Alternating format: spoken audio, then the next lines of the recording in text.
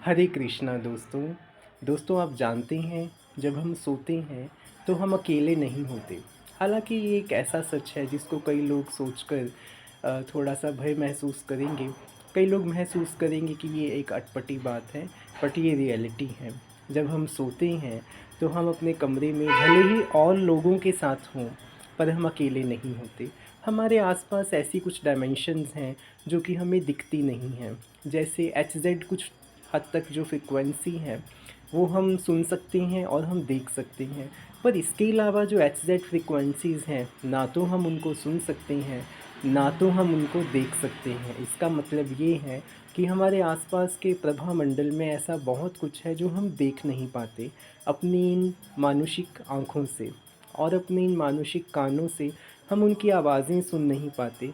तो इस चीज़ से हम कैसे बच सकते हैं, इसी के बारे में आज मैं आपको बताने वाला हूँ।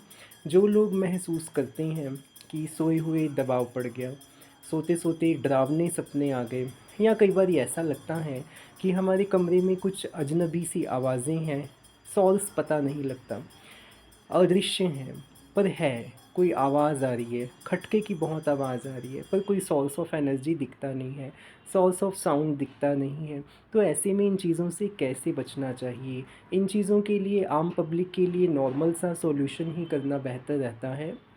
आप रोज़ाना अपने कमरे में एक पतीले के बीच में पानी भरिए और उसमें नमक का 1 चम्मच डालकर उसको हल्का सा हिला दीजिए। वो जब पानी बिल्कुल घुल जाए तो उसको ओपन ही सारी रात के लिए कमरे में पड़ा रहने देना है, और सुबह के वक्त बिना अपनी छाया उसमें देखे टॉयलेट में वेस्ट करिए।